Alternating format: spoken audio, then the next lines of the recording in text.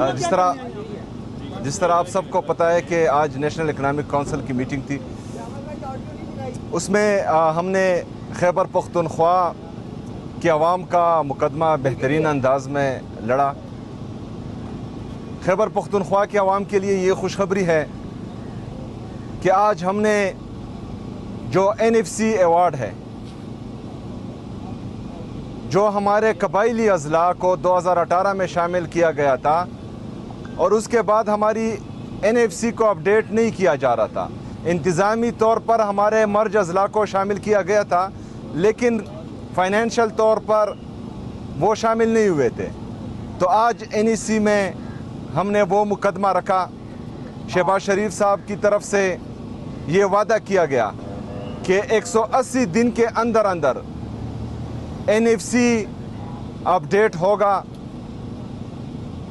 NFC पर बाकायदा meetings होगी और 180 दिन के अंदर अंदर तमाम सूबे 11th NFC को फाइनल करेंगे इंशाअल्लाह ताला। अगर 180 दिन के अंदर तमाम सूबे हमारे कबायली अज़ला के हकूक़ पर मुतफ़िक नहीं हुए तो शहबाज शरीफ साहब ने कहा कि मैं समरी प्रेसिडेंट साहब को भेजूंगा और प्रेसिडेंशियल आर्डर से हमारा 7th NFC अपडेट होगा, जिसमें हमारे कबायली अज़ला का शेयर शामिल होगा इंशाअल्लाह ताला। ये खैबर पख्तूनख्वा के आवाम के लिए खुशखबरी है। दूसरा, जो हमारा AIP पर कट लगा था, वो मुज़ाकरात के बाद काफ़ी हद तक बेहतर हुआ है, लेकिन हमने मज़ीद डिमांड की है और इंशाअल्लाह ताला अभी इसके बाद जो ड्राफ्ट आएगा तो उसमें हमारे AIP का शेयर, मर्ज एरिया जो हमारी ADP है उसका शेयर, इंशाअल्लाह हमें उम्मीद है कि उसमें हमें काफ़ी बेहतरी आएगी। और जिस तरह शहबाज शरीफ साहब ने मीटिंग के स्टार्ट में कहा कि जो हमारे सियासी मसले हैं तो उस पर मीटिंग के बाद इंशाअल्लाह ताला वाज़ा मौक़िफ़ आएगा तो वो भी आपके सामने जल्द आ जाएगा इंशाअल्लाह ताला। शुक्रिया। सर ये बताइएगा कि जैसे NFC की अच्छा, जो गंदम का मसला था वो भी हमने उठाया। गंदम का मसला, एक तो मैंने ये कहा कि आईन में आर्टिकल 151 में 151 में गुड्स की ट्रांसपोर्ट का फ्री मूवमेंट लिखा है। अगर फ़र्ज़ करें एक सूबा मुसलसल जो है वो फ्री ट्रेड नहीं होने दे रहा या फ्री मूवमेंट नहीं होने दे रहा, तो आर्टिकल 151 आइन से ख़त्म कर दिया जाए ताकि तमाम सूबों को फिर अपनी मर्ज़ी दी जाए। उनकी मर्ज़ी है कि कोई चीज़ छोड़े या ना छोड़े। अगर आर्टिकल 151 आइन में शामिल है तो उस पर अमल दरामद कराना जो है वो वफाक की ज़िम्मेदारी है तो वो हो। लेकिन गंदम का मसला, जो हमारा एग्रीमेंट हुआ है पास्को के साथ, उसमें वो 4150 रुपये से रेट लेकर जा रहे थे ऊपर, लेकिन वफाकी हुकूमत की तरफ से ये वादा किया गया है कि ये रेट ऊपर नहीं लेकर जाएंगे और जिस रेट पर कमिटमेंट की गई है 1,75,000 टन की, तो इंशाल्लाह उसमें ही वो गंदम हमें मिलेगी और जो हमारी ज़रूरियात है उसको पूरा किया जाएगा इंशाल्लाह। सर ये बताइएगा कि आपने जैसे आज इक़्तिसादी कौंसिल का इजलास था तो ये सर कितना है तरक्याती कितना है सर, हुजूम क्या है सर? तरक्याती हुजूम के साथ ये बताइएगा कि वफाक ये डिमांड कर रहा था कि सूबे जो हैं वो भी अपना हिस्सा डालें। क्या सूबाई जो PSDP है उसमें कोई कट लग रहा है? इस हवाले से कोई बात हुई है? मुकम्मल हुजूम के हवाले से ज़रा बताइएगा। अच्छा, बिस्मिल्लाहिर्रहमानिर्रहीम। 1126 अरब रुपए जो है APCC की मीटिंग में पहली दफ़ा जो है SN इकबाल साहब ने हजम तैयार किया था। आज उसको कम करके 1000 अरब कर दिया गया। इसी तरीके से सूबों का भी जो है ADP का हजम जो था वो 3000 अरब था, वो कम करके जो है 2200 तकरीबन 2250 अरब रुपये हो गया है। उसकी बुनियादी वजह यह है कि जो वफाक को जो है 1200-1300 अरब रुपये की इजाफी ज़रूरत है, उसमें जो है वफाक ने जो है सूबों को कहा है कि वो अपने अखराजात कम करें। तो उसमें जो मेजर ADP कट की है वो पंजाब ने की है। 700 अरब रुपए की अपनी एनुअल डेवलपमेंट प्लान में उन्होंने कमी ला रहे हैं। सिंध ने भी जो है तकरीबन जो है 150 से 200 अरब रुपए की कमी की है। खैबर पख्तूनख्वा का तो वैसे ही सारा पैसा तरक्याती अखराजात की जगह सिक्योरिटी मर्ज एरिया में लग रहा था। तो अभी फ़िलहाल हमारा तो 224 अरब रुपए जो हमने रखा हुआ है वो है, और मर्ज अजला के साथ मिला के 305 अरब रुपए है। तो वो उसमें कोई ख़ास कटौती हम लोग नहीं कर रहे। बाकी जो मामलात हैं अभी हमें कम्युनिकेट हो रहे हैं। वज़ीर आज़म साहब ने जैसे बताया, चीफ मिनिस्टर साहब ने, कि कुछ जो सियासी उन्होंने पॉइंट उठाए हैं उस पर जो है वो पेशरफ जैसे जैसे होगी उसमें फिर हम अपनी आगे के जो है ना लाएमल और उनके साथ जो है मुज़ाकरात जारी रखेंगे। सर, क्या दिफा और स्ट्रेटेजिक प्रोजेक्ट के लिए सूबे वफाक को कोई रकम दे रहे हैं? ये जो 1200 अरब 1100 अरब वाली बात है, ये वही तो है। ठीक है, तो आप लोगों का कितना, आप लोगों से 180 अरब रुपए मांगे गए थे, नहीं तो अभी आप लोग हमें कितने फिगर दे रहे नहीं हैं? कम्युनिकेट हुआ। फिगर कम्युनिकेट नहीं हुआ, और जो है ये सियासी इशू ही है, ये जो है पॉलिटिकल डिसीजन है, और ये हम इंशाल्लाह जल्द अभी लेंगे।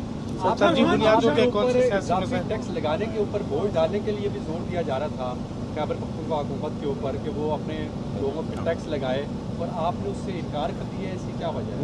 नहीं, हमने बिल्कुल भी नहीं। हमने तो 2 साल में अपने महसूलात को डबल किया है, 65 अरब से 129 अरब, और हमें इनके बोलने से पहले ही इस साल हम अपने बजट को 175 से 180 अरब रुपये लेके जा रहे हैं, जो मेरे ख्याल से उसके आसपास ही वो चाह रहे थे। उनको पता नहीं था कि हमने तो खुद अपना टारगेट, चीफ मिनिस्टर साहब ने का पहले दिन से ये कि अपनी ओन सोर्स रेवेन्यू बढ़ाना है।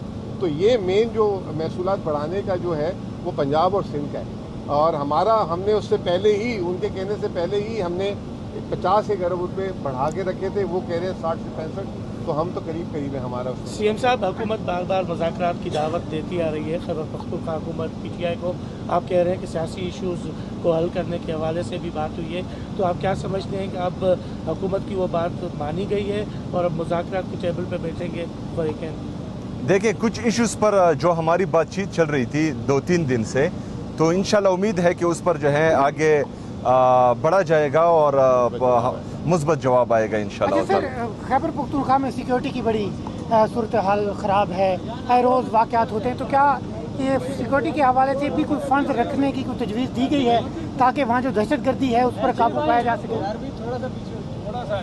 देखें, ऑलरेडी जो है खैबर पख्तूनख्वा की हुकूमत सिक्योरिटी की मद में पूरे पाकिस्तान में सबसे ज़्यादा इन्वेस्ट कर रही है, और इस दफ़ा भी इंशाल्लाह ताला, क्योंकि सूबे का अमन व अमान जो है हमारी अवलीन तरजीह है। अमन होगा तो खुशहाली आएगी, अमन होगा तो तरक्की आएगी, अमन होगा तो वहाँ पर जो है कारोबार आएगा। तो इस वजह से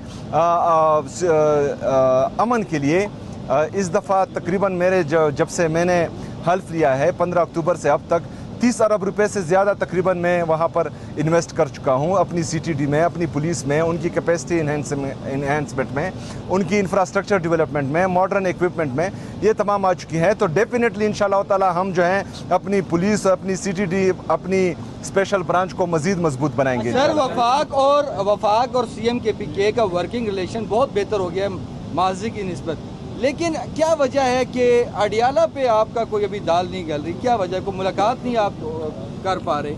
कोई ये भी मनवा लें मुतालबा। देखिए, वर्किंग रिलेशन जो है वो जो मेरे सूबे के हक में होगा, अभी NFC की जो मीटिंग होती है वो अटेंड करना बहुत ज़रूरी होती है, क्योंकि वो सूबे का मुकदमा आपको लड़ना होता है। लेकिन NFC और NEC में एक बुनियादी फ़र्क है। NFC में अगर एक भी सूबा कोई डिसीजन वीटो करता है तो वो वीटो हो जाती है। NEC में मेजॉरिटी पर डिसीजन होती है, मतलब एक सूबे को ये इख्तियार नहीं होता कि वो कोई डिसीजन वीटो कर सके। तो ये दोनों जो है NEC पर अगर हम शिरकत करते हैं अपने सूबे के लिए, अपने सूबे की आवाम के लिए, अगर NFC में हम शिरकत करते हैं तो अपने सूबे के लिए, अपने सूबे की आवाम के लिए। तो जहाँ पर मैं सूबे का जो है बड़ा हूँ, तो जहाँ पर मेरे सूबे का फ़ायदा होगा, मेरे सूबे की आवाम का फ़ायदा होगा, उस हर फोरम पर इंशाल्लाह ताला मैं जाऊँगा और वहाँ पर अपना मुकदमा भी रखूँगा और अपनी आवाज़ भी उठाऊँगा। बहुत हाईलाइट हो रहा है कि 40 MPA जो हैं वो इस वक्त आपके खिलाफ उनका एक ग्रुप बन चुका है, तो उसके बारे में आप? अच्छा, इसके साथ सवाल ऐड करना है कि वफाकी हुकूमत का एक इल्ज़ाम है कि सूबे जो है डेवोल्यूशन के बाद समाजी शोबों में बहुत कम पैसे खर्च कर रहे हैं, और तालीम और सेहत और ज़राअत इनका बहुत बुरा हाल है। सूबे जो है ज़्यादा खर्च करे, खासतौर पर कहते हैं बलूचिस्तान और KP की हुकूमतें ज़्यादा खर्चात नहीं कर रही समाजी शोबों पर, इस पर क्या बात? अच्छा, हमारे 3 शोबे जो हैं वो टॉप पर है, एक तालीम का, एक सेहत का, एक लॉ एंड ऑर्डर का।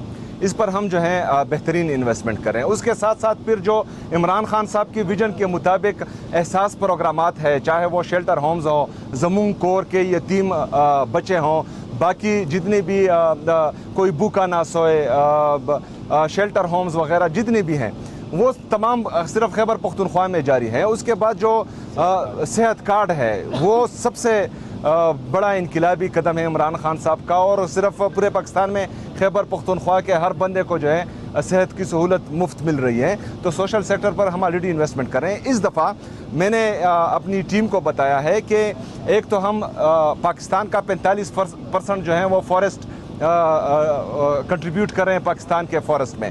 इसके अलावा जो हमारे टोटल एरिया का खैबर पख्तूनख्वा का 26.7% वो जो है हमारा फॉरेस्ट है। तो अब हम मज़ीद फॉरेस्ट को एक्सपेंड करने के लिए मैंने अपनी टीम को बताया है कि उसके लिए हम ख़ास रकम रख रहे हैं। जो प्राइवेट लैंड है, जहाँ पर जो है ख़ुद लोग दरख्त उगाते हैं और फिर जो है उनसे बिज़नेस करते हैं, काटते हैं, तो इस दफ़ा उनको काटने नहीं देंगे। खैबर पख्तूनख्वा की हुकूमत इंशाअल्लाह ताला उससे वो दरख्त ख़रीदेगी और उसकी पेमेंट खैबर पख्तूनख्वा की हुकूमत करेगी। बाकी जो लोग जो हैं वहाँ पर दरख्त लगाना चाहते हैं, जो बैरन लैंड है, उन पर तो खैबर पख्तूनख्वा की हुकूमत उनको भी जो है इंशाअल्लाह ताला फैसिलिटेट करेगी। और हम चाहते हैं कि इसको मज़ीद जो फॉरेस्ट 26.7 है, इससे बढ़ाकर मज़ीद इंशाअल्लाह पाकिस्तान को कंट्रीब्यूट करें। शुक्रिया जी, थैंक यू।